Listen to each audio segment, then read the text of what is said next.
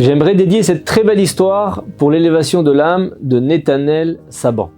Dans les années 1930, la crise économique fait rage aux États-Unis après le crash boursier de Wall Street en 1929. Des immigrants continuent à affluer du monde entier dans le pays où tout est possible, l'Amérique, pour vivre le rêve américain. Mais à cette époque, le rêve se transforme en cauchemar malheureusement pour beaucoup de monde. Les gens travaillent 12 heures par jour juste pour avoir du pain à table. Les employeurs sont oppressants, exigeants, inflexibles. Pour chaque travailleur qu'ils emploient, il y en a 10 autres qui attendent après lui, prêts à prendre sa place. Pour les juifs pratiquants, la situation est très compliquée. Ceux qui veulent garder le Shabbat et demandent à ne pas travailler le samedi sont souvent renvoyés sur le champ et aussitôt remplacés, c'est normal, on peut les comprendre. Meir Klein a travaillé dans pas moins de 15 postes avant d'être une nouvelle fois renvoyé à cause de ses absences le samedi. Ses chances de trouver un bon travail tout en gardant le Shabbat s'amenuisent de semaine en semaine. Finalement, il est contraint d'accepter un travail d'homme de ménage dans un immeuble de bureau à Manhattan sans avoir négocié au préalable le fait de ne pas travailler le Shabbat. C'est un travail très difficile, mais Meir fait ce qu'on attend de lui avec compétence, efficacité, il perd pas sa joie de vivre et son agréable sourire malgré les conditions hyper épuisantes. Ses efforts attirent l'attention de son employeur qui est très satisfait de ses compétences, de son dévouement aussi. Meir remarque que le patron apprécie son travail. Et alors que la fin de semaine approche, il se dit que le moment est peut-être venu de lui parler du Shabbat. Il prend son courage à deux mains, il s'approche de lui et il lui dit « Monsieur, j'aimerais vous demander une seule chose. Si c'est possible, je voudrais travailler tous les vendredis et tous les samedis soirs, je viendrai faire une place propre et nette pour le début de semaine, mais s'il vous plaît, ne me faites pas travailler le vendredi soir et le samedi, car c'est mon saint Shabbat. » Le patron à bon cœur lui donne son accord. Meir n'en croit pas ses yeux, il est aux anges, c'est la première fois depuis des mois qu'il arrive à garder un travail plus d'une semaine. Ça fait maintenant 1 an et demi qu'il est en poste. Il a gagné l'amitié et le respect de tous les membres du bureau qui admirent sa discrétion, sa finesse de caractère, son dévouement, sa dignité. Meir effectue chaque tâche du mieux qu'il peut et maintient les bureaux dans un excellent état. Malgré la difficulté de ce travail, il est très satisfait car son revenu régulier lui permet de louer un petit appartement confortable et de subvenir aux besoins de sa famille. Qu'est-ce qu'on peut demander de plus? Un jour, en début de semaine, Monsieur Walker, le patron de Meir, le convoque à son bureau. Meir sait que son patron est satisfait de lui, il n'y a pas de problème là-dessus. Il s'attend à une augmentation, une promotion. Monsieur Walker lui annonce subitement que leur accord sur le travail du samedi soir est terminé. Il exige de son employé de travailler le samedi en journée. Là, Meir est sous le choc. Le choc. Il pensait plus du tout qu'une seule chose pouvait lui arriver, de retourner en arrière. Il a l'impression de recevoir un coup derrière la tête. Il répond en bégayant, il est sonné par ce qu'il vient d'entendre. Et il dit mais monsieur, je comprends pas, je fais toujours en sorte que le bureau soit impeccable avant et après le samedi. Son patron lui dit c'est vrai, mais maintenant, il est temps de faire la même chose aussi le samedi. Meir, il essaie de comprendre d'où vient ce revirement de situation. Son patron est satisfait de son travail. Meir est un employé modèle. D'où est-ce que peut bien provenir un tel revirement? Est-ce qu'il a fait quelque chose de mal durant ces 18 mois à ses côtés? Monsieur Walker l'achève en un regard. Il lui dit « Je suis le patron. Tu es un employé. Tu feras ce que moi, je décide. » Fin de la discussion. Bonne journée au travail. Meir l'implore en larmes de ne pas changer ses conditions de travail. Mais Monsieur Walker fait comme s'il ne l'entendait pas. Vendredi après-midi, Meir espère que Monsieur Walker aura changé d'avis. Il va le voir en milieu de journée pour lui rappeler qu'il ne sera pas là le lendemain. Walker lui répond sans aucun ménagement. « Ok, donc tu es au courant que c'est ton dernier jour ici. J'espère que tu vas revenir sur ta position. Tu sais que tu vas perdre ton travail et que tu vas te retrouver sans argent. Comment tu vas t'y prendre pour nourrir ta famille ?» Meir relève la tête, il regarde son patron dans les yeux et il lui dit fièrement « J'y arriverai. Comme j'ai réussi jusqu'à maintenant, Dieu est avec moi, quoi qu'il arrive, je ne profanerai pas mon saint Shabbat. » Meir rentre chez lui, le cœur lourd, le voilà de nouveau au chômage. Il s'était attaché à ce travail, mais le Shabbat arrive, alors il met immédiatement ses soucis de côté pour rentrer dans l'esprit du Shabbat.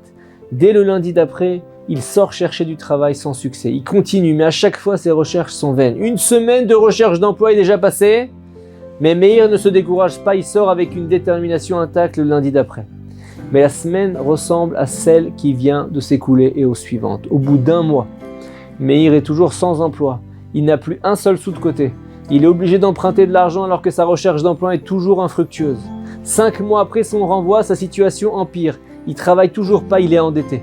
Quand il vient voir son créancier pour un autre prêt, celui-ci lui répond « Meir, c'est la dernière fois que je t'accorde un prêt.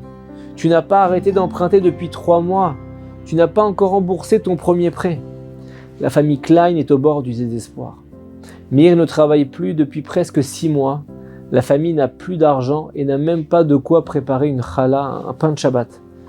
On est vendredi soir à la table de Shabbat qui fait beaucoup de peine à voir, il n'y a presque rien à manger. Meir procède à la bénédiction du pain sur le restant du pain du jeudi, dit Baruch ata Hashem Elokeinu melech haolam, amotzi lechem min haaretz. Béni sois-tu, Éternel, notre Dieu, roi de l'univers, qui fait sortir le pain de la terre. Il distribue un minuscule morceau à chacun.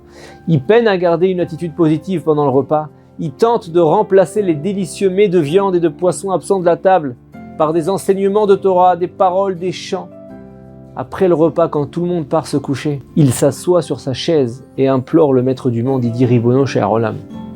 Je t'en supplie, prends-nous en pitié, ma famille et moi.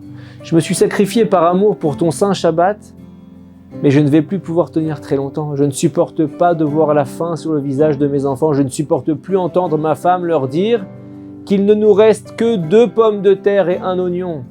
Aide-nous avant la chute. Donne-nous la force de ne pas tomber. À la sortie de Shabbat, Meir s'apprête à se coucher tôt pour reprendre des forces en vue d'une semaine qui s'annonce décisive encore une fois pour trouver du travail. Alors qu'il se dirige vers sa petite salle de bain, il entend toc toc toc à la porte. Meir se demande qui peut bien lui rendre visite samedi soir, ça doit sûrement être un voisin qui a besoin d'un petit service. Meir ouvre et il pousse un cri d'exclamation. Il est très surpris de voir M. Walker, son ancien patron, accompagné d'un autre homme qu'il ne connaît pas. Les 2 hommes demandent à entrer, Meir les installe dans son modeste salon, sa femme leur sert un verre d'eau du robinet. Après un long silence, Meir leur demande en quoi il peut les aider. M. Walker prend la parole et dit « Meir, je te présente mon associé Carl Hanson. Il y a 6 mois, nous avons discuté du rachat d'une nouvelle société. Je racontais à Carl que j'ai eu affaire à des centaines d'employés dans ma vie, mais je n'en ai jamais eu un aussi honnête et loyal que toi. Je lui ai précisé que tu es juif orthodoxe. Et il m'a répondu que l'honnêteté d'un juif s'arrête là où le business commence. J'étais pas d'accord avec lui. On en a débattu et pour lui montrer qu'il avait tort de parler comme ça, je lui ai assuré que si je te demandais de travailler pendant ton Shabbat, tu démissionnerais immédiatement, quitte à vivre dans la misère uniquement pour protéger ta foi. Carl m'a dit que tu tiendrais 1 mois, 2 mois maximum avant d'abandonner ton Shabbat. J'ai parié $10 000 que tu tiendrais 6 mois sans problème pour lui prouver le contraire. Aujourd'hui, ça fait exactement 6 mois que je t'ai viré, donc j'ai gagné mon pari. Il ouvre sa sacoche, sort des liasses de billets, il les tend à Meir et lui dit « Cet argent que j'ai gagné de mon pari, j'en ai honte. Je me rends compte que j'étais cruel avec toi, avec ta famille, ce que je n'aurais pas voulu. Je tiens vraiment à m'excuser, c'est pourquoi je te donne cet argent, il te revient de droit, il n'appartient qu'à toi, à ta famille. C'est pas tout, je voudrais t'offrir un nouveau travail, Meir, en tant que technicien de surface, mais je te demande d'être mon chef d'équipe. » Meir et son épouse n'en reviennent pas. Leur destin vient de s'inverser en l'espace de quelques instants. Il y a quelques minutes, la famille Klein croulait sous les dettes, sans emploi, avec moins que le minimum vital pour survivre, et maintenant Meir vient de recevoir une somme considérable. Il va pouvoir rembourser tous ses crédits, commencer un travail dans des conditions excellentes. Avec le temps, Meir Klein s'est considérablement enrichi. Il est devenu l'un des principaux philanthropes juifs qui a largement soutenu les yeshivot, les institutions de Torah en Amérique et en Israël. Ce qu'on apprend de cette histoire, vous l'avez compris tout seul, c'est que la délivrance d'Hachem arrive en un clin d'œil. Yeshuat Hashem ke'erefain. Souvent, ce qu'on considère comme des défis, des obstacles, c'est en fait des étapes qui nous permettent de progresser et d'atteindre les sommets.